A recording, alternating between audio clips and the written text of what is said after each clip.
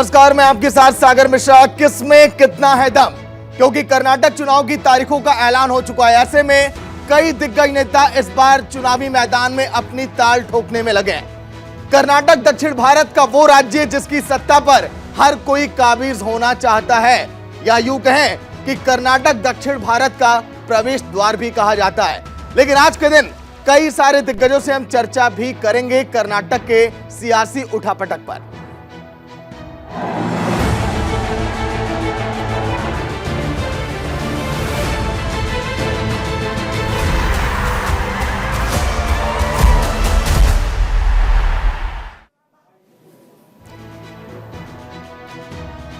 वैसे अगर कर्नाटक की बात करें तो इस समय बीजेपी चाहती है कि सत्ता में वापसी कैसे करें, तो कर्नाटक में कांग्रेस ये अब चाहती है कि इस बार अपने वोट बैंक को कैसे मजबूत किया जाए। बात करें मठों की तो वहां पर मठों का जो प्रभाव है आज के दिन उस पर भी हम चर्चा करेंगे। लेकिन कर्नाटक में किस पार्टी का इस बार जलवा चलेगा और किसका पताका लहराएगा, ये तो आने वाला वक्त ही बताएगा। हमारे साथ तमाम मेहमान भी आज के दिन स्टूडियो में होंगे जिनसे हम आपको रूबरू कराएंगे। लेकिन चर्चा से पहले आपको दिखाते कर्नाटक पर एक रिपोर्ट, फिर करेंगे शुरुआत।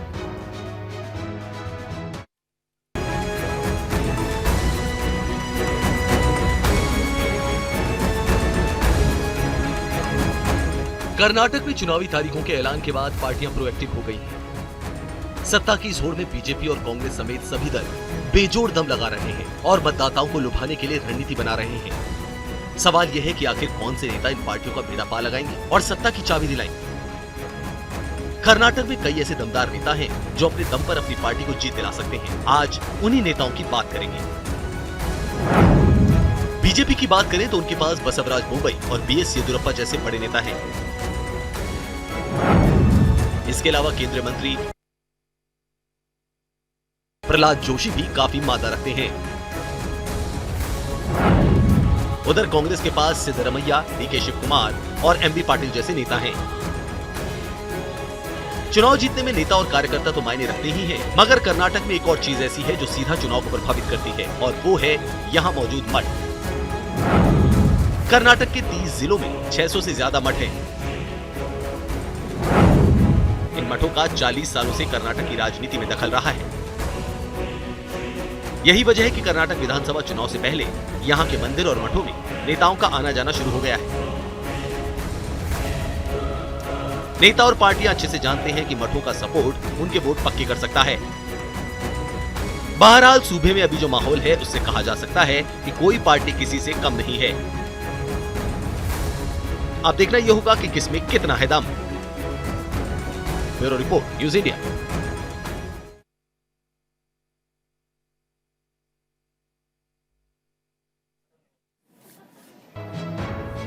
तो चलिए, आज के दिन हमारे साथ तमाम मेहमान होंगे जिनसे हम चर्चा करेंगे कि आखिर मठ की भूमिका कितनी है और कर्नाटक में क्या जो 1985 के बाद तस्वीरें नहीं बदली वो इस बार कुछ होगा क्या अलग। क्योंकि बात करें कर्नाटक में तो वहां पर भी सन 1985 के बाद आज से कोई भी सरकार रिपीट नहीं हो पाई है, यानी कि एकदम हिमाचल की तर्ज पर। संजय सिंह नेता बीजेपी के, संजीव कौशिक पॉलिटिकल एक्सपर्ट, चंद्रमोहन शर्मा नेता कांग्रेस के आज के दिन हमारे साथ स्टूडियो में होंगे जिनसे हम खास चर्चा करेंगे कर्नाटक के सियासी समीकरणों को लेकर। लेकिन आज के दिन न्यूज इंडिया ने जो ग्राफिक्स तैयार किए कि आखिर मठों की क्या भूमिका है कर्नाटक चुनाव में, सबसे पहले वो अब जान लेते हैं। क्योंकि लिंगायत समुदाय के 400 मठ हैं और जिसका मठों पर कब्जा है समझ जाइए कि उसकी जीत लगभग तय मानी जाती है। वही देखिए, वो कालिगा समुदाय के 150 मठ है इस समय कर्नाटक में। वही आगे अगर हम जिक्र करें तो कुरुबा समुदाय के 80 से ज्यादा मठ हैं। यानी कि येदियुरप्पा की बात करें तो बीजेपी इसीलिए साथ उनका छोड़ती नहीं है, उनका मठों पर बहुत ज्यादा प्रभाव है। वही तीनों समुदाय के राज्य में करीब 38% वोटर हैं। हिंदुओं का भी बहुत ज्यादा यहाँ पर योगदान है, लगभग 200 सीटों पर हिंदुओं का बहुत ज्यादा प्रभाव आपको दिखाई देगा चुनाव में। किसी भी पार्टी की सरकार बनने में अहम भूमिका ये तीनों मठ निभाते हैं, जिसका कि हमने अभी अभी जिक्र किया है। वहीं आगे अब आप देखिए, चर्चा जैसे जैसे आगे बढ़ेगी और भी आंकड़े हम आपके सामने पेश करेंगे। सबसे पहले संजीव कौशिक होंगे, पॉलिटिकल एक्सपर्ट, जिनसे हमारे सवाल होंगे कि क्या वाकई में संजीव जी ऐसा जो कहा जाता है कि मठ की भूमिका काफी अहम है, जिसके पाले में लोग चले गए वो चुनाव जीत गया। देखिए, देश में जिस तरह की हवा चल रही है, बहुसंख्यक वर्ग की राजनीति निश्चित तौर पे भारतीय जनता पार्टी के लिए मुफीद साबित हुआ है और नतीजे भी उसके सामने दिखाई दिए हैं और भारतीय जनता पार्टी के लिए ये बहुत मजबूती है। लेकिन इस बार की स्थिति उलट दिखाई देती है, क्योंकि वहाँ की स्थानीय समस्याएं भी हैं अपनी, जिसको लेकर के भारतीय जनता पार्टी बहुत चिंतित है। हाँ, कुछ उसने अपने पिछले दरवाजे से जो वो जुगत लगा सकती है, उसकी वो कोशिश लगातार कर रही है। हम देख रहे हैं कि जिस तरह से पिछले 6 महीने में चुनाव आयोग ने तकरीबन 9.25 लाख नए वोटरों को जोड़ा है, या फिर 80 उम्र के पार वो जो वृद्ध हैं या फिर जो अपाहिज हैं, उन लोगों के लिए तकरीबन ये 18 लाख के आसपास में ये वोटर हैं। इन लोगों के लिए घर से जो वोटिंग की व्यवस्था की गई है, बहुत बड़ा खेल इसमें ये होने वाला है। तो निश्चित तौर पे भारतीय जनता पार्टी जो जुगत लगा सकती है वो कर रही है। इस बार कर्नाटक बहुत दिलचस्प मोड़ पे खड़ा है और कर्नाटक का चुनाव लोगों के लिए आसान नहीं होगा, जो लोग सत्ता में पहले से बैठे हैं। जी, तो चलिए, आज चंद्रमोहन शर्मा जी भी हैं कांग्रेस की तरफ से। सर, सत्ता से बेदखल हो गए जो बीच में बहुत ज्यादा खल रहा होगा आपको भी, लेकिन बार बार आप लोगों ने यही जिक्र किया कि बीजेपी ने विधायकों को खरीद लिया, चाहे वो जेडीएस के हों या आपके हों। इस बार उनको मजबूती से पकड़ बनाए रखनी जरूरी है आप लोग के लिए। देखिए, लोकतंत्र को रात के अंधेरे के अंदर पायदन पे कुचल देना और रात के अंधेरा खत्म होने पहले सुबह राज्यपाल का इस्तेमाल करके सरकार बदल देने की खूबी भाजपा के अंदर खूब रही है और उसका इस्तेमाल उन्होंने कर्नाटक के साथ साथ और मई के स्टेट में करा। आज प्रश्न एक करता है कि जब आपने संविधान का उल्लंघन करा और संविधान को तार तार करके जिस सरकार को दिया, क्या उसके अंदर भ्रष्टाचार खत्म करा? क्या आपने उसके अंदर किसानों की इनकम डबल करी? क्या उसके अंदर आपने कर्नाटक के उस बेरोजगार को रोजगार दिया जिसकी आपने बात करी थी? नहीं। कहा टोटल पूरी तरह से ध्रुवीकरण करा राजनीति का, और राजनीति के ध्रुवीकरण करने के बाद कर्नाटक के मुद्दे आज जस के तस वहीं खड़े हैं, पिन ड्रॉप साइलेंट। अगर भाजपा से पूछा जाए कि उसके चीफ मिनिस्टर ने कर्नाटक के लिए क्या किया, किसान के लिए क्या कहा, तो पूरी भाजपा मुख बन के बैठ जाती है। और नहीं, लेकिन चंद्रमोहन जी अगर आपके बीजेपी के पाले में चले जा रहे हैं तो सर आपके विधायकों की भी तो गलती है। आप लोगों ने उनको इस तरह से समझाए नहीं रखा, वो उन्हें विश्वास नहीं लगा पार्टी के अंदर, ये भी तो वजह हो सकती है सर। सारा ठिकरा बीजेपी वालों पर क्यों सर? तंत्र पंत्र और प्रशासन का इस्तेमाल अगर शासन करे तो उसके इस्तेमाल से आप देखिए कि ईडी, सीबीआई जितने भी संस्थान हैं उनका सदुपयोग ही कहूंगा मैं, वो देश हित में ना रह के पार्टी हित में करना। मैंने क्या बोला कि वो भाजपा की खूबी है और उसका इस्तेमाल उन्होंने करा, तो उसमें विधायक बेचारा क्या करेगा? तो अगर ये वाली खूबी आप में आ जाएगी तो आप भी तो सर खेल कर ही सकते हैं। जैसे को तैसा तो कहावत है ही है कि एक रिएक्शन के ऊपर रिएक्शन होता है, ये तो वक्त बताएगा। आज एक देखिए, एक विपक्ष का नेता, विपक्ष का सांसद जो 4 बार चुना जाता है, और अगर वो अडानी के ऊपर प्रेशर करता है लोकसभा के ऊपर, किसके डर से सरकार झुक जाती है? सरकार बड़ी या अडानी बड़ा? उसको चुप कराने के लिए उसकी गैर कानूनी तरीके के साथ हर सिस्टम को अडॉप्ट करते हुए, कानूनोजी बनाते हुए चुप कराया जाता है, संसदा निरस्त करी जाती है और उसी के बाद फौरन घर से बाहर भी निकाला जाता है। कारण क्या है कि राहुल गांधी अडानी पे प्रेशर ना पूछे, जेबीसी की मांग ना करें, जो देश के अंदर जो भ्रष्टाचार हुआ उसको उजागर ना करें। वही सरकार जो 2014 के अंदर भ्रष्टाचार का नारा लेके आई थी, आज उसी के कहते हुए भ्रष्टाचार होता रहा। भ्रष्टाचार का जिक्र आप कर ही रहे हैं तो बहुत ज्यादा कर्नाटक में उछल रहा है, क्योंकि बीजेपी के विधायक जी, उनके बेटे जी, सभी लोग इसमें लिप्त हैं सर। और अगर कोई आवाज उठाता है तो आवाज दबा भी जाती है सर, ये भी आरोप लगे आप पर। देखिए, आरोप प्रत्यारोप जब हम सत्ता में है तो कांग्रेस पक्ष लगाएगी ही। अभी हमारे भाई चंद्रमोहन शर्मा जी बोल रहे थे, चंद्रमोहन शर्मा जी ये बोलने में थोड़ा कतरा गए कि बिकाऊ इनके विधायक थे और वो बाजार में बिक गए। इसका मतलब ये समझ रहे थे कि भाई इनके यहाँ बिकाऊ माल है, विधायक बनेगा तो बिकेगा। कहीं न कहीं इनके लीडरशिप का अभाव होगा, इनके लीडरशिप की कमजोरी रही होगी और उसी कमजोरी का ये स्वयं अपनी जुबान से उजागर करने की कोशिश कर रहे थे। जहाँ तक रही भारतीय जनता पार्टी, अभी ये कह रहे थे कि युवाओं के रोजगार के बारे में, मैं कर्नाटक के बारे में एक छोटा सा बात बता दूं। कर्नाटक एक ऐसा प्रांत है, प्रदेश है पूरे देश के अंदर जो अपने यहाँ की नौकरी तो छोड़ दीजिए, 100% युवाओं को नौकरी दे रखा है। साथ ही बाहर के राज्यों के तकरीबन 6 से 8% युवाओं को रोजगार देने का अगर किसी के पास कुव्वत है तो वो कर्नाटक स्टेट है।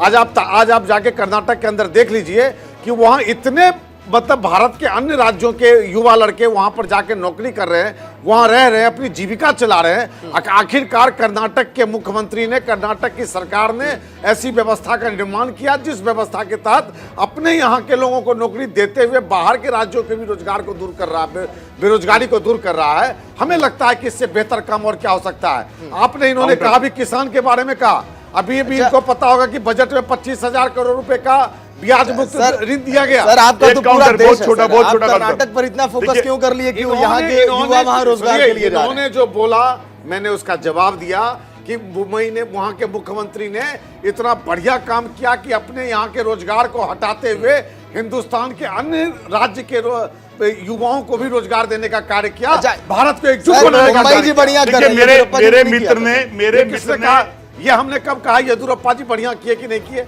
हमारे मुख्यमंत्री में हमारे नहीं तो सर पार्टी- बीच में हटा तो दिए ना हमारे सर। पार्टी में संगठन निर्णय लेता है। हो सकता है कि उनको केंद्रीय राजनीति में भी लाया जा गया होगा। हो सकता है कि वहां के संगठन को मजबूत करने के लिए, ये तो पार्टी का अपना आंतरिक निर्णय है। इस निर्णय के ऊपर किसी को कोई कुछ कटाक्ष आपके- बात नहीं आपको होगी। मेरे काउंटर मित्र कर ने बातों में आज वो बात कह दी जो कई बार विपक्ष कहता रहा। क्या बात बोली उन्होंने? बोला, बिकाऊ सांसद, यानी आज प्रमाणित कर दिया भाजपा के एक प्रवक्ता नेता ने कि बिकाऊ सांसद को खरीदने के लिए भाजपा जनता पार्टी बैठी हुई है। अरे ये आपके वो कांग्रेस का के वो विधायक जागर हो बिकाऊ गया हैं। जो महाराष्ट्र अभी से तो वो चलते बिक चलते रहे हैं। आसाम और शांत अरे चलते क्यों नहीं चलते भाजपा के चला विधायक बिक जा रहे कितने हैं? पैसों में बिका? क्यों नहीं भाजपा यही पार्टी प्रश्न तो हम बिक जा आपसे रही है? पूछते हैं। कैसी कि बातें सदन करते के हो अंदर आप? सांसदों को खरीदने के देखो, लिए और जब एमएलए को आप खरीदने के पैसे लिए लेकर पैसा कहां से टिकट आता है? दोगे तो किसका बिकेंगे पैसा है? वो। ये कौन सी आप जब व्यवस्था है? खरीदोगे, किस जब व्यवस्था पैसे का लेकर इस्तेमाल काम होता है? करोगे, तो तो ईडी ऐसी स्थिति सीबीआई बनेगी। इस तरफ क्यों नहीं देखती? एक मिनट ये सर। आपका शब्द है। ना चंद्रमोहन बिकने वाले जी, को चंद्रमोहन खरीदने वाला जी, अपराधी संजय है, जी, बिकने वाला कम। संजय जी अपराधी एक्सेप्ट तो कर रहे है। हैं। लेकिन संजय जी, जिसको खरीदा गया चंद्रमोहन जी, उसके लिए पैसा चंद्रमोहन कहां से आया? जी, चंद्रमोहन जी कितने सुनिए, पैसे आए? संजय जी ने तो एक्सेप्ट कर लिया टीवी चैनल पर कि हाँ बिकेंगे तो खरीदेंगे। सर खरीदते बोला? ना। ना इन्होंने बोला अभी कि- अभी आप फंस गए सर। अभी इन्होंने अभी कहा अभी आपने बोला सर। इन्होंने कहा कि भाजपा खरीदती है। अरे भाजपा कैसे खरीदती है? आपकी तुम बात भी मैंने बातें बड़ी अपने शांति से आप सुना को। था। हम तो उसूलों आपने पर बिकाऊ लाते हैं शब्द अपने का यहाँ। इस्तेमाल भी किया और उसके साथ एक व्यवस्था का निर्माण करा।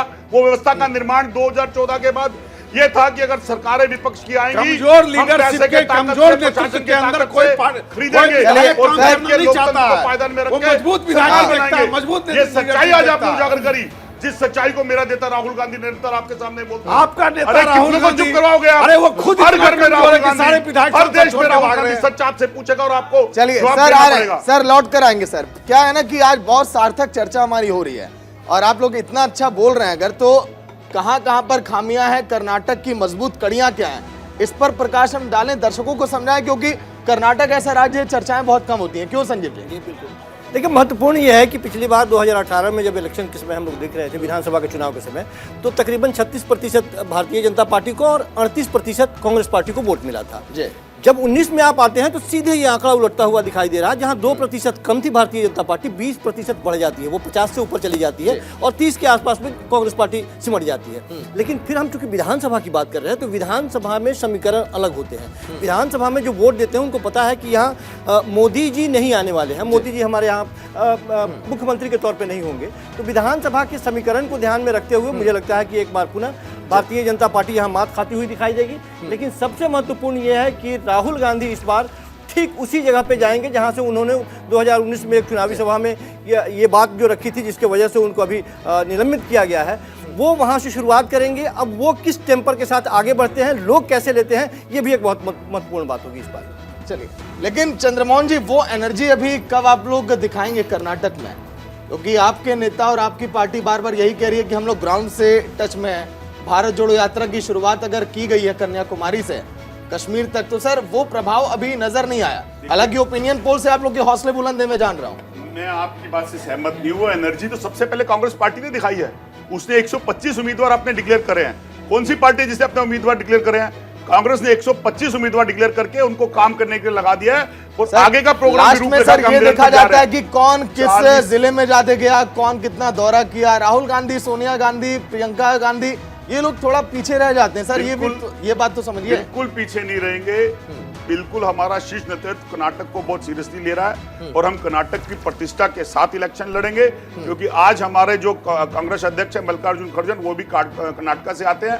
कर्नाटक की लड़ाई देश के अंदर उस राजनीति को मिसाल को साबित करेगी, उसके अंदर इस बात को साबित करेगी देश में कि एक आवाज जो विपक्ष की सरकार से प्रश्न पूछती है, सरकार उसको ताकत के बल से दबाना चाहती है। तो कर्नाटक की जनता पढ़ी लिखी है, समझदार है, वो एक तमाचा मारेगी सरकार के मुंह के ऊपर कि विपक्ष की आवाज को दबाना लोकतंत्र के लिए हितकारी नहीं है। शीर्ष पर नेतृत्व हो तो इनका शीर्ष नेतृत्व हो। भारत जोड़ो यात्रा नहीं थी, वो कांग्रेस कार्यकर्ता जोड़ो यात्रा थी। कांग्रेस कार्यकर्ताओं के अंदर अपने नेतृत्व के प्रति जो विश्वासहीनता थी, उस विश्वास को पाने की एक कोशिश थी। वो क्यों गुमराह कर रहे पूरे देश को? अपने कार्यकर्ताओं को इकट्ठा कर रहे थे, विश्वास दिला रहे थे कि नहीं, एक मिनट, नहीं, तुम्हारा नेता भी पैदल चल सकता है, तुम्हारा नेता भी एसी की जगह हटकर धूप में काम कर सकता है। आपने अपने कार्यकर्ताओं के बीच काम किया, ऐसे भारत जोड़ो यात्रा न करे। और जहां तक रही बात कर्नाटक चुनाव की, आप ये बात तय मान ली, जैसा इन्होंने भी कहा कि जो चुनाव हुआ विधानसभा का और जो चुनाव हुआ लोकसभा का, उसके बीच में 20% का अच्छा, ये कांग्रेस लेकिन बार बार ये कही है कि आप लोग भारत जोड़ो यात्रा से थोड़े परेशान हुए, बौखला जाते हैं। ऐसा कौन सा निशानदेही है जिस पर आप कहेंगे हम परेशान हुए? हम क्यों परेशान होंगे? हम तो और खुश हुए हैं। मैं देता जो हम टीवी चैनल के माध्यम से सुनते थे कि पप्पू जी नाकाम नेतृत्व हैं, अब पूरा हिंदुस्तान देख लिया कि बाकी पप्पू जी नाकाम नेतृत्व है। जब जो मन में आया वो बयान दिया उन्होंने। कभी भी उन्होंने ऐसा बयान नहीं दिया जिसमें सिर्फ नेतृत्व की भूमिका नजर आई हो, जिसमें देश की गंभीरता की भूमिका नजर आई हो। विदेश में गए हैं तो विदेश की धरती पर अंग्रेजों की धरती पर जाकर हमारे देश को बदनाम करने का कार्य किया। देखिए 30 सेकंड काउंटर। अखंड भारत या हिंदू राष्ट्र भारत, भारत जोड़ो यात्रा, लेकिन क्या कह रहे हैं? भारत तोड़ो यात्रा। सनातन का जिन्होंने मतलब भारत बनाया नहीं, जिन्होंने भारत की आजादी लड़ी नहीं, मतलब तो भारत जोड़ो यात्रा का मतलब और जो सनातन जब भारत जोड़ने के लिए आपने कल देना आज की संस्कृति से चल कैसे रहा आप है। बात को समझेंगे? अगर आप सनातन संस्कृति का आप तब भी भाग गए, आप आज भी आज भी राजनीति का परिवर्तन करने की कोशिश करते हैं। हम आज भी सबको साथ लेके देश का निर्माण करना चाहते हैं। अरे खुल के कहो ना चरित्र और कि आप तुष्टीकरण की राजनीति करना चाहते हो। बोला खुल के कहो कि आप सनातन विरोधी राजनीति करना चाहते हो। सर एक मिनट,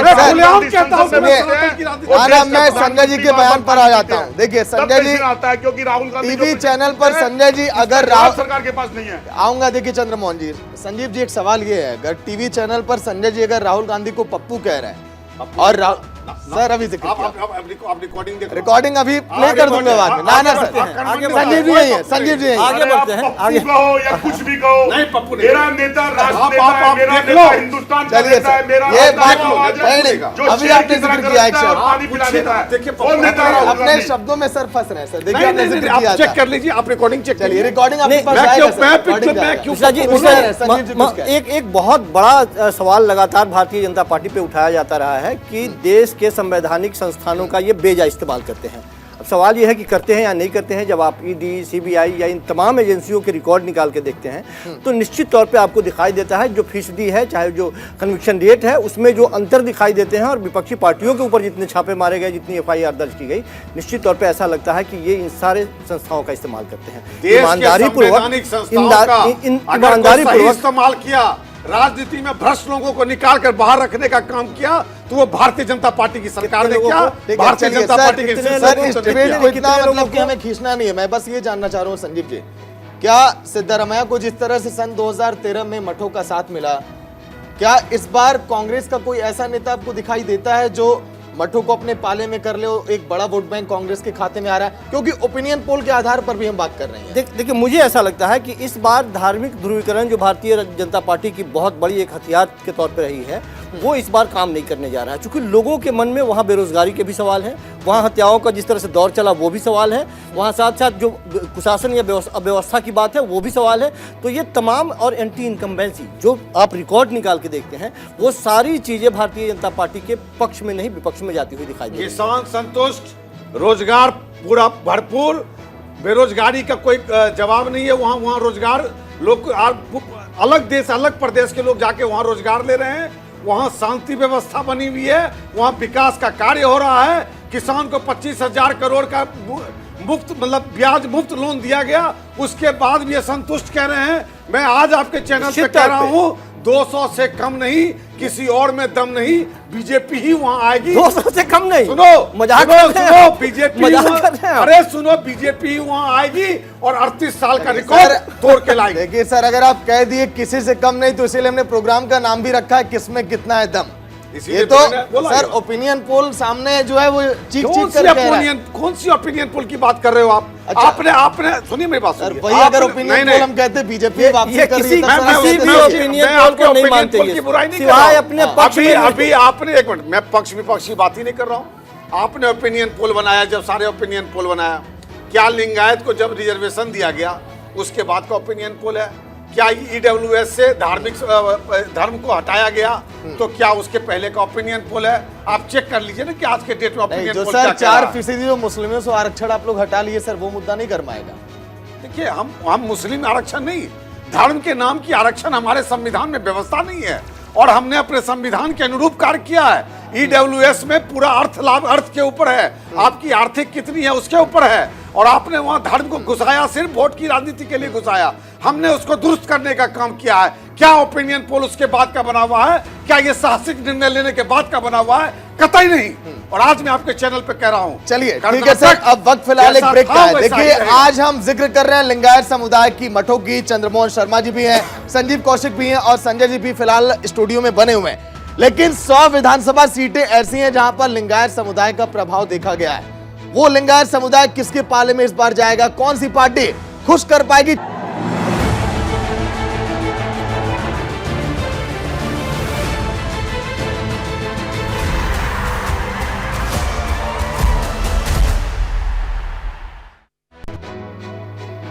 तो चलिए, ब्रेक के बाद आप सभी का स्वागत। बात अगर हम करें कर्नाटक चुनाव को लेकर, तो चुनाव की तारीखों के ऐलान से 4 दिन पहले बीजेपी ने नई आरक्षण पॉलिसी लागू करके राज्य में सोशल इंजीनियरिंग की शुरुआत अब कर दी है कि कैसे वोटरों को साधा जाए। लेकिन अगर हम बात करें इस समय मोंकालेगा समुदाय की, तो 74 सीटों पर उनका भी काफी अहम मायने रखता है कि एक वोट उनके लिए। लेकिन डीके शिव कुमार ने क्या कहा पूरे मामले को लेकर और कर्नाटक की राजनीति में किस तरह से उथल पुथल मची हुई है, सुनिए आप।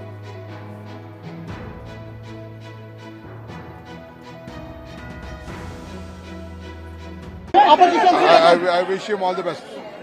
You are also welcoming Yediyurappa to join your Congress. No, I'm not welcoming him.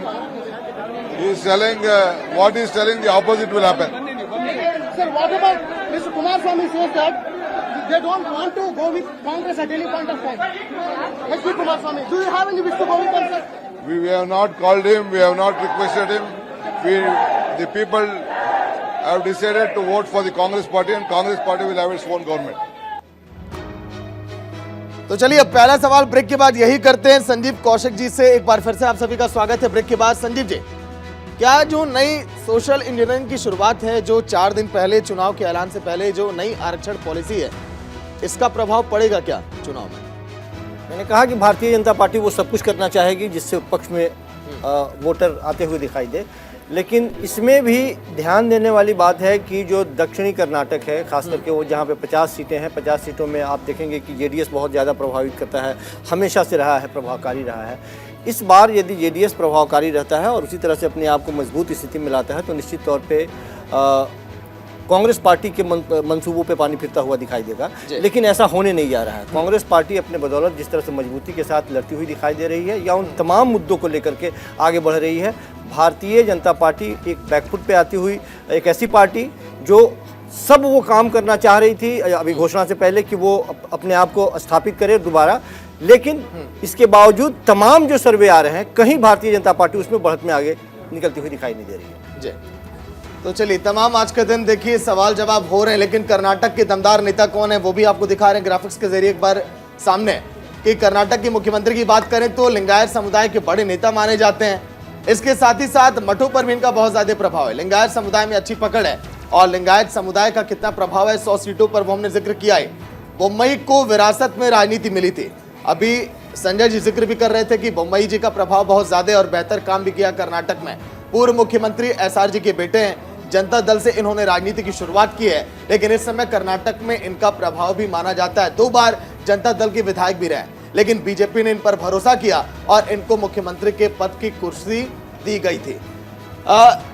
उमई जी की बात हम कर ही रहे हैं, लेकिन सर जो नई आरक्षण पॉलिसी जो है इसको लेकर आप क्या कहेंगे? क्या इसका आपको लग रहा है कि फायदा मिलने वाला है? इसके साथ ही साथ अगर हम बात करें लिंगायत समुदाय की, वोकालिगा समुदाय की, क्या लग रहा है कि बीजेपी इन लोगों को बांध कर चलने में अभी तक सफल हो पाई है राज्य में?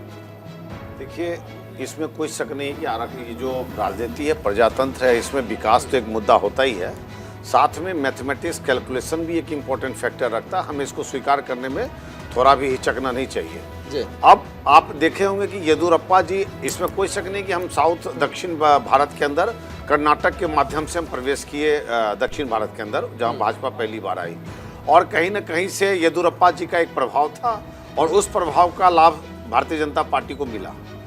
बोम्मई जी के साथ दो विषय है। जी। उनके पिता उस वक्त भी विपक्ष की राजनीति मजबूत से किए और वहां के एक एस्टेब्लिश लीडर हैं। ये खुद भी इनको एक विरासत में एक नेतृत्व मिला, राजनीति करना शुरू किए और इनकी पकड़ भी अपनी एक अच्छी पकड़ है और साथ में उन्होंने विकास को भी ऐड किया। आप इस बात को स्वाभाविक मानिए कि फायदा हो नुकसान हो ये तो नहीं मालूम, लेकिन सोशल इंजीनियरिंग के तहत लिंगायत समुदाय का वर्षों से ये एक डिमांड था, इसके लिए आंदोलन था और उसको भारतीय जनता पार्टी ने पूरा करने का कोशिश किया है, पूरा किया है इनफैक्ट। तो स्वाभाविक है उसका लाभ मिलेगा। लिंगायत समुदाय का एक खासियत मैं आज बताता हूँ।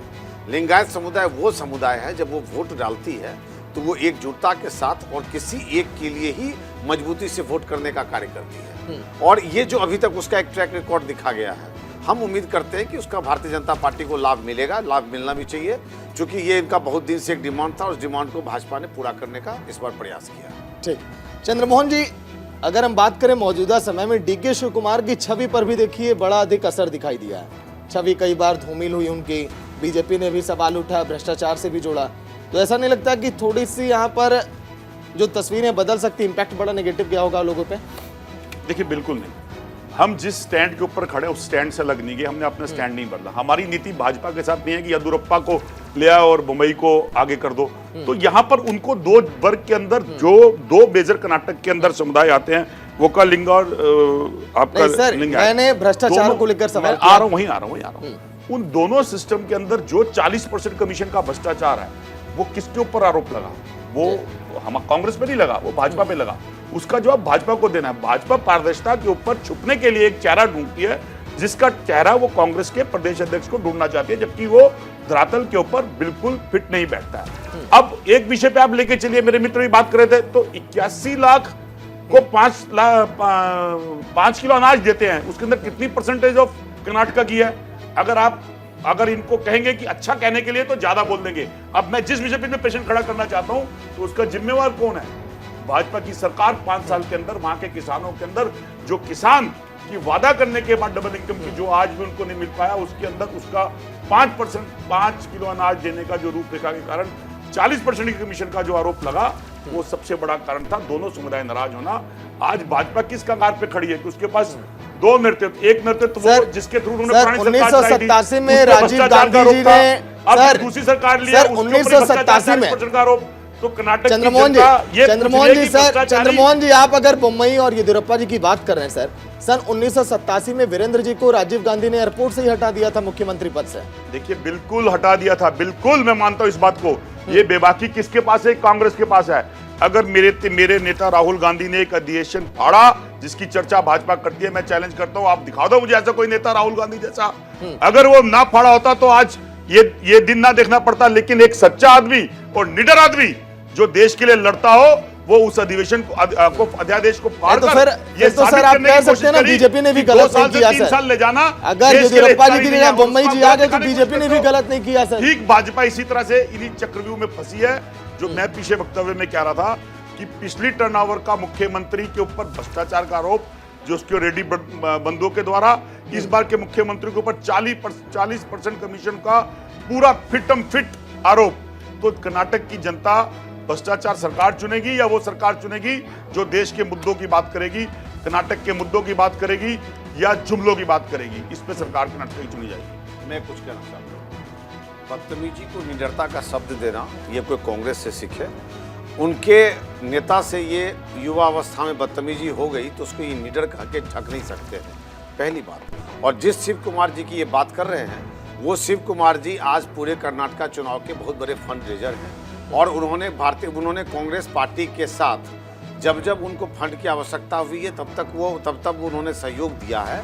तो इस तरह से अर्थ लाभ लेकर उनको मुख्यमंत्री के लिए आगे बढ़ाने का काम कांग्रेस पार्टी ने किया है। हम जानते हैं और पूरी दुनिया इस बात को समझती है। आज आपके पहचानते भी है एमपी कांग्रेस ज्वाइन कर रहे हैं, सुनिए एक इस कारण कर रहे हैं पहचानते भी हैं कि जितने भी करप्शन से पैसे आए, जितने भी परिवारवाद में लिप्त है, जिसके कारण भाजपा के कुमार जी के ऊपर दो चारों से अलग चेहरा नहीं है। मजबूरी है शिव कुमार को मुख्यमंत्री के लिए आगे बढ़ाना, क्योंकि वो आदमी आर्थिक रूप से बहुत सेक्रीफाइस कांग्रेस पार्टी के साथ कर चुका है। किसानों की अनदेखी, संदीप जी आप भी बता आई। सर, क्या डीके शिव कुमार जी को साथ लेके चलने का यही मकसद है कि बहुत अधिक वो आर्थिक रूप से मजबूत हैं और उनसे लाभ लेने के लिए कर रही है कांग्रेस ऐसा? बिल्कुल नहीं, ऐसा नहीं। संजीव जी से, संजीव पॉलिटिकल एक्सपर्ट। देखिए, यदि ऐसा है भी तो राजनीति में ये गुनाह है क्या? राजनीति तो दोनों पार्टियां कर रही हैं और राजनीति में दोनों पार्टियां जीतने के लिए काम कर रही है। वो सारे उपकरण को वो इस्तेमाल करना चाहती है जिससे राजनीति में तो निश्चित तौर पे तो हम सिर्फ ये कह रहे हैं कि इस बार नहीं, इस बार नहीं, उसको स्वीकार किया। अब उस पर जो भी ये बोल दे, नहीं, जो बोलने की बात नहीं है। मूल बात यह है कि कांग्रेस पार्टी जिस तरह से वहां बढ़त बनाती हुई दिख रही है, भारतीय जनता पार्टी, वो तमाम में सर्वे की बात बार बार दोबारा नहीं दोहराना चाहूँगा, लेकिन भारतीय जनता पार्टी जिस तरह से पिछड़ती हुई दिखाई दे रही है उसके कई कारण हैं, एक नहीं कई कारण हैं। धरातल पे जाने के बाद में जब आप वोटों का प्रतिशत देखते हैं, जो इफेक्ट करने वाले हैं इस बार इलेक्शन को, वो यदि मुद्दे आप देखते हैं तो इस बार अलग तरीके का वहाँ पे चुनाव होने जा रहा है और जनता जो है वो बहुत जागरूक है। हाँ, ये बात हम मानते हैं कि जनता के सरोकारी मुद्दे कुछ और होते हैं और इलेक्शन के समय भारतीय जनता पार्टी इस मामले में बड़ी एक्सपर्ट है, वो फिजा बनाने में और हवा बनाने में। लेकिन इस बार ये काम करता है या नहीं कर पाता है, क्योंकि राहुल गांधी जिस तरह से सर, आप भी मानते हैं कि बीजेपी हवा बना लेती है, कांग्रेस वो हवा क्यों नहीं बना पाती है? नहीं, देखिए, बीजेपी की राजनीति करने का अपना तरीका है, बहुत सारे लोगों को पसंद नहीं आता। हमें कांग्रेस को सीखने की जरूरत है क्या ये हवा बनाने वाला? ये जरूरी नहीं है। कांग्रेस पार्टी की अलग एक परंपरागत राजनीति रही है, वो कभी ध्रुवीकरण की राजनीति नहीं कर पाई है। भारतीय जनता पार्टी ध्रुवीकरण की राजनीति से ही उभार हुआ है। तुष्टीकरण की राजनीति, कोई ध्रुवीकरण की राजनीति करे? अरे, तुष्टीकरण की राजनीति का जन्मदाता ही कांग्रेस है। कांग्रेस के इतिहास को देख लो आप। 4 कदम तो आप चले गए उससे। बहुसंख्यक तब जगह है जब उसका सब कुछ लूट चुका है। 4 कदम तो आप उससे चले गए। बहुसंख्यक तब जगह है जब उसका सब कुछ लूट चुका है। अब यही कांग्रेस भी राम राम करने लग गई, यही कांग्रेस अब मंदिर करने लग गई। यदि आप ये मैसेज देते हैं, यदि तुष्टीकरण को जन्म किसने दिया? तुष्टीकरण को लाया किसने राजनीति के अंदर? भारत में जब देश आजाद हुआ उसके बाद से तुष्टीकरण को कौन कर रहा है देश के अंदर? कांग्रेस कर रही है। और तुष्टीकरण क्या कोई धार्मिक राजनीति नहीं कहलाती है क्या? अगर कोई मुस्लिम की तुष्टीकरण की राजनीति करे तो धार्मिक नहीं हुई। अगर कोई हिंदुत्व की राजनीति, मैं ये कह रहा हूं कि यदि मोदी जी के शासन धार्मिक राजनीति, संजय जी लौट कर आऊंगा, जब हम किसमें कितना है दम चर्चा हम कर ही रहे हैं तो हमारे ग्राउंड जीरो के हीरो भी हमेशा जुड़े रहते हैं लाइव में, जो आप तक बताते हैं कि हाँ वाकई में इस समय कर्नाटक में किसका वर्चस्व दिखाई दे रहा है। सहयोगी पीयूष शुक्ला लाइव जुड़ गए पूरी जानकारी के साथ। पीयूष, अगर बात करें मौजूदा समय में कर्नाटक के हालात को लेकर, चुनावी फिजा को लेकर, माहौल कौन बनाने में सफल हो गया है? क्योंकि देखिए, कई सर्वे बता रहे कि कांग्रेस आगे है, बीजेपी कह रही कि माहौल हमारा बन चुका है, लेकिन वाकई में माहौल कौन बना रहा है? वाकई में अगर देखा जाए तो अभी चुनावी रण जो है वो लगातार चलता जा रहा है और भारतीय जनता पार्टी की जो रणनीति है उसकी कमान खुद अमित शाह के पास है, जो कि भारतीय जनता पार्टी के रणनीतिकार हैं, चाणक्य हैं कहा जाता है उन्हें। और इस वक्त अगर आप देखिए तो लगातार जो बड़े नेता हैं भारतीय जनता पार्टी के वो वहां मौजूद हैं। गुजरात की एक जो सूत्रों के हवाले से खबर है कि बड़ी टीम जो गुजरात चुनाव में लगी थी, गुजरात भारतीय जनता पार्टी की टीम है, वो इस वक्त कर्नाटक में मौजूद है। साथ ही साथ केंद्र में जो एक बड़े मंत्री के तौर पर जाने जाते हैं मनसुख भाई मांडविया, वो भी सह प्रभारी के तौर पर है। तो कहीं ना कहीं पूरी की पूरी मॉनिटरिंग टीम जो है वो इस वक्त काम कर रही है कर्नाटक में। और कांग्रेस की अगर मैं बात करूं तो अभी तक कांग्रेस की इस तरह की मॉनिटरिंग नहीं दिखाई पड़ी है। मतलब कि आप भी कह रहे हैं कि सर्वे वगैरह फेल हो जाएगा, बीजेपी दबदबा बना रही है। बिल्कुल सागर, सर्वे का जो है वो आपका ओपिनियन पोल या जो भी चीजें हैं वो जब ग्राउंड पर जब वोट पड़ते हैं उस वक्त सारी पॉलिटिक्स चेंज होती है। जब प्रधानमंत्री नरेंद्र मोदी, चूंकि वहां पोस्टर बॉय के तौर पर मोदी और येदियुरप्पा का चेहरा होगा, वहां पर जातीय समीकरण अलग अलग है, लिंगायत का अलग है, बोकालिका का अलग है, तो और दलित वर्ग का अलग है। तो अलग अलग जो समीकरण है उन समीकरणों को साधने में भारतीय जनता पार्टी बहुत सफल रहती नजर आएगी। तो मतलब कि मठों को साध लिया है बीजेपी ने, जैसे अन्य जगहों पर दबदबा इस समय। बिल्कुल, और इस वक्त आपको मैं बताऊं कि जिस तरह की स्थितियां हैं, लिंगायत 14% के आसपास है और ऐसे में 14% अगर लिंगायत आपके साथ है तो अन्य जो हैं वो भी आपके साथ कहीं ना कहीं जुड़ते हुए दिखाई देंगे, क्योंकि 20% ओबीसी है और ओबीसी का मुद्दा इसीलिए भारतीय जनता पार्टी लगातार उठा रही है प्रमुखता से। चलिए ठीक है पीयूष, लौट कर आऊंगा चंद्रमोहन जी के पास चलते हैं, क्योंकि जिक्र जब किया जा रहा है मठों को लेकर, जिसकी शुरुआत 80 के दशक से हुई थी। 80 के दशक से जब इसकी शुरुआत हुई तो पहले जो है कांग्रेस के पाले में जो है मठ हमेशा दिखाई दिए थे और जो मठों पर जो है दबदबा बना लिया चंद्रमोहन जी जीत जाता है। आप लोग की पार्टी में कौन कौन से ऐसे नेता हैं जो आपको लग रहा है कि मठों पर इस समय उनकी पकड़ मजबूत है? देखिए बिल्कुल ठीक, आपके इस वक्तव्य से मैं बिल्कुल सहमत हूँ। कर्नाटक के अंदर जो मठों का बहुत बड़ी भूमिका और मठ की राजनीति के अंदर एक बहुत अच्छा अहम भी है। लेकिन प्रश्न ये खड़ा होता है, जो मैंने पिछली बार भी कहा था, कि इस बार के चीफ मिनिस्टर की जो अक्कड़ और जो भ्रष्टाचार में लिप्त होने की कमीशनवादी जो प्रवृत्ति है, उसका असर मठों पे भी पड़ा। क्या 5 सालों के अंदर मुख्यमंत्री ने मठों के लिए कोई ऐसा कार्य करा जिसकी मिसाल देके साबित कर पाएंगे? आज भाजपा वोट कर्नाटक में मांगेगी किस विषय से? ये 2014 का इलेक्शन नहीं है कि आपने एक चलती सरकार के लिए 4 बातें कह दी, भ्रष्टाचार है, बेरोजगारी है, करप्शन है, महंगाई है, जीजाजी, 2G, पूजी। 9 साल गुजर गए हैं, 10वां साल आने वाला है, और सरकार जो है आपकी, उसको यह बताना है कि आपने पिछली सरकार के अंदर क्या कार्य करा और इनमें जो लेकिन चंद्रमोहन जी, मैं आपको देखिए रोक रहा हूं इसलिए, देखिए चंद्रमोहन जी, गुजरात के चुनाव में भी हम ऐसे ही चर्चा कर रहे थे। मुद्दा था रोजगार का, मुद्दा था पेपर लीक का, जहां पर 14 से 15 प्रतियोगी परीक्षाएं चुनाव की पहले लीक हो गई थी। ये सारे मुद्दे बड़े हावी थे सर, लेकिन 197 सीटें बीजेपी निकाल के लेते गई गुजरात से। आखिरी लम्हे में चुनाव के क्या होता है कि पूरा चुनाव जाति पर, धर्म के आधार पर ऐसे ही लड़कर पार्टियां निकाल ले जाती हैं। आप लोग उसमें पिछड़ जाएंगे क्या? देखिए बिल्कुल नहीं, ये जनता है, जनमानस है, वो किस ओर करवट लेता है ये तो खैर वक्त बताएगा, लेकिन मुद्दे कहां जाएंगे ये हम बता सकते हैं। अभी जो नॉर्थ ईस्ट के चुनाव हुए उसके अंदर क्या पोजीशन रही भाजपा की? मेघालय के अंदर क्या रहा? पूरी सीटों पर लड़ने के बाद सिर्फ 2 सीट। अगर आप गुजरात लेते हैं तो हिमाचल आपने हारा, जबकि भाजपा के अंदर हिमाचल के अंदर पूरा शीर्ष 3 कैबिनेट मंत्री, भाजपा का अध्यक्ष, लेकिन फिर भी आप हारे। तो विषय ये बड़ी जीत नहीं मिल पाई सर, हिमाचल में भी वो बड़ी जीत नहीं मिल पाई ना जो आपने सोचा था। बहुत बड़ी जीत थी, अच्छी जीत थी, मुद्दों की जीत थी। हिमाचल के अंदर मुद्दे जीते थे, वहां राजनीति के अंदर ध्रुवीकरण धर्म का नहीं हुआ था। ठीक उसी तरह से कर्नाटक के अंदर भी नहीं होगा। कर्नाटक की जनता का मुख्य मुद्दा है, और भाजपा जो जीते तो उसके अंदर जीता। मनरेगा के अंदर आए हुए कर्मचारी बेरोजगार होना, किसानों की इनकम ना होना, बेरोजगारी होना, 40% की घूस सरेआम मांगना, और अभी एक एमएलए के घर के अंदर पैसे मिले करोड़ों के, ईडी सीबीआई छापा कहां गया? तो कहीं ना कहीं आज कर्नाटक एक ऐसी तबका है हिंदुस्तान का जो मिडिल क्लास के अंदर, सर्विस क्लास के अंदर पढ़ा लिखा तबका है। वो तबका वो नहीं है जिसको आप भिका दोगे, घंटी हिला दोगे। 2014 में हिला दिया आपने।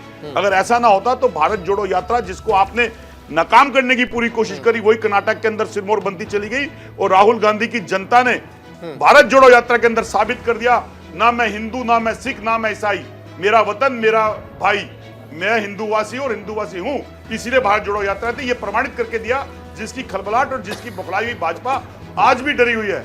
ठीक है सर, आप लोग भ्रष्टाचार मुक्त भारत का आप लोग नारा देते हैं, कांग्रेस मुक्त भारत का तो खैर आप लोग रोज ही देते हैं, लेकिन भ्रष्टाचार कर्नाटक में वो दिखाई दिया जो आप भी देखिए बार बार चंद्रमोहन जी जिक्र कर रहे हैं। 8 करोड़ कैश मिलना बीजेपी विधायक के घर से, उनके बेटे जी भी उसी भ्रष्टाचार में लिप्त हैं। कुछ बोलूं? हाँ सर, ये कैश ढूंढने का काम किसकी सरकार में हुआ? भाजपा सरकार में हुआ।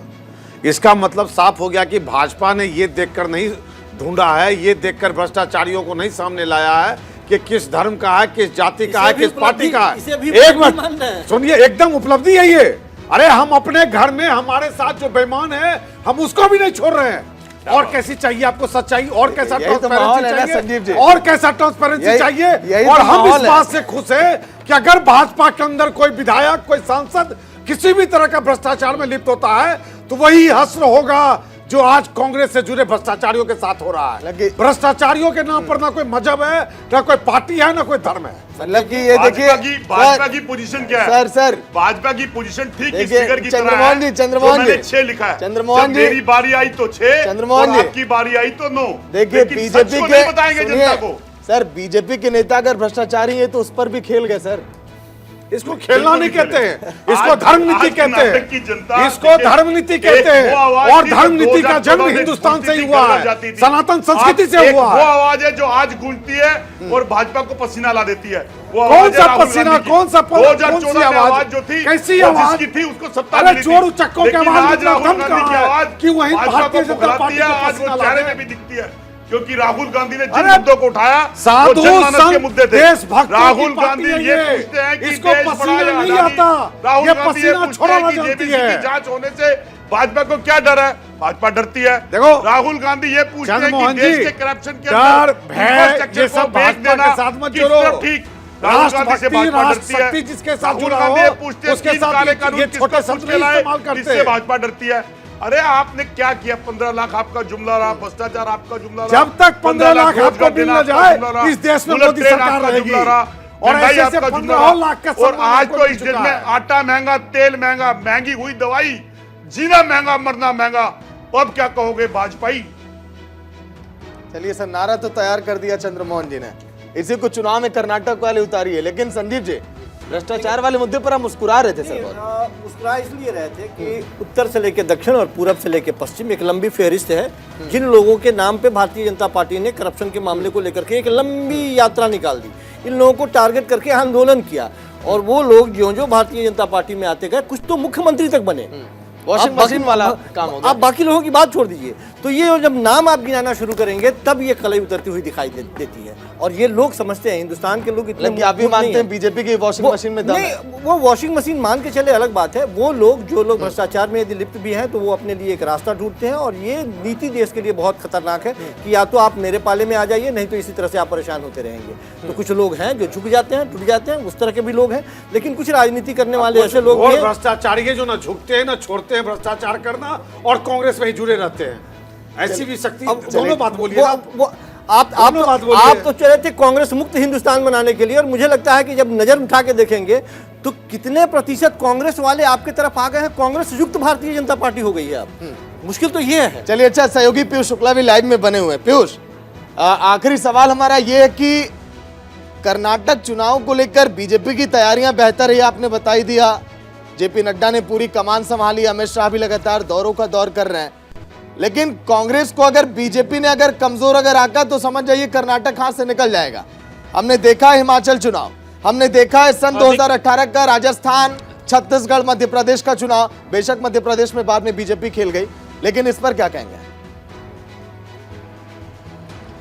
देखिए, जैसे 2018 का आपने जिक्र किया तो जनता दल एस जो है वहां पर जेडीएस, उसकी जो स्थिति है वो कहीं ना कहीं भारतीय जनता पार्टी और कांग्रेस के बीच में है।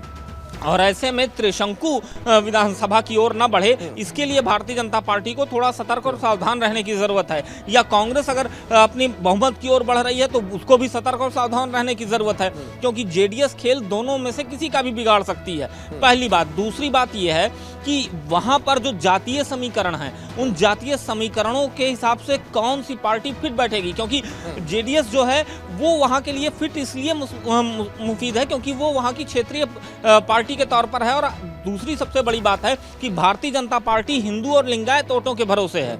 तो ऐसे में उसके जो वोट हैं, उसके जो तयशुदा वोट हैं, उनको वो अपने पाले में रखे रह जाए अंत तक। और दूसरा, कांग्रेस जो है वो भारतीय जनता पार्टी के तयशुदा वोटों से कुछ वोट काट ले जाए, क्योंकि वहां पर मुस्लिम मतदाता जो हैं उनकी स्थिति कांग्रेस और जेडीएस दोनों के तरफ वो जो लोग जाते हैं और अपने आप में विभाजित हो जाते हैं। और ऐसे में कांग्रेस ये चाहेगी कि चुनाव के पहले उसका एक गठबंधन जो है वो होता हुआ नजर आए। चलिए, शुक्रिया पीयूष पूरी जानकारी के लिए। तो आज के दिन चर्चा यही कि किसमें कितना है दम। क्या वाकई में कांग्रेस उस दम को मजबूत अब कर पाएगी क्या? क्योंकि देखिए, अगर कांग्रेस आगे आगे चल रही है चंद्रमोहन जी, तो जेडीएस को भी साथ लेकर चलना होगा। मान लीजिए आखिरी लम्हे पर अगर कहीं बिगड़ता है मामला तो आप लोगों ने साथ ले लिया था। इस बार क्या है इस समय संबंध जेडीएस से? फाइनल कमेंट सर, वक्त थोड़ा कम है। आतंक का दबाव अगर देश में बढ़े तो देश की सभी विपक्षी पार्टियों का एक आना स्वाभाविक होता है। ये हमारी जरूरत नहीं, आज सब पार्टियों की जरूरत है, क्योंकि जिस कदर अहंकार, घमंड और तानाशाही हैवी हो रही है, वो देश के अंदर विपक्ष को एकजुट करते हुए एक ऐसी मिसाल साबित करने जा रही है जिससे हवा भाजपा की निकल रही है, वो कर्नाटक से सिद्ध होगी। आखिरी कमेंट आपका कर्नाटक चुनाव को लेकर सर। बेहद मुश्किल है। निश्चित तौर पर दक्षिण के लिए एक रास्ता है भारतीय जनता पार्टी के लिए, और ये रास्ते यदि बंद होते हैं तो इसका आने वाले 24 के चुनाव पर भी प्रभाव पड़ना है। निश्चित तौर पे भारतीय जनता पार्टी पूरी कोशिश करेगी, लेकिन हालत बहुत खस्ता है। भरोसा मोदी मैजिक पर क्या जीतते हैं सर? तय मानिए, मोदी तो मेरा बोनस पॉइंट है। तय मानिए, इस बार के चुनाव में तिसलम टूट जाएगा, 38 साल का रिकॉर्ड फिर से टूटेगा और भारतीय जनता पार्टी दोबारा ज्यादा सीटों के साथ सत्ता में आएगी और कर्नाटक में फिर से सरकार बनाएगी। तो चलिए, शुक्रिया संजीव जी आपका, चंद्रमोहन जी आपका, संजय जी आपका इस चर्चा में शामिल होने के लिए। लेकिन शुक्रिया हमारी पूरी टीम का भी, जिन्होंने ये किसमें कितना एकदम शो आप तक पहुंचाया और एक एक समीकरणों के बारे में हमने आपको समझाया। बीजेपी के नेता ने यह जिक्र किया कि इस बार तिलिस्म टूटेगा, यानी कि सन 1985 से जो रिकॉर्ड चला आ रहा है वो भी इस बार ध्वस्त होगा। लेकिन चुनावी बिगुल बज चुका है, चुनावी रण सज धज कर तैयार है। बाजी कौन मारेगा, इंतजार है सभी को, और अब पता चलेगा किसमें कितना है दम। मिलेंगे फिर, देखते रहिए न्यूज़ इंडिया। नमस्कार।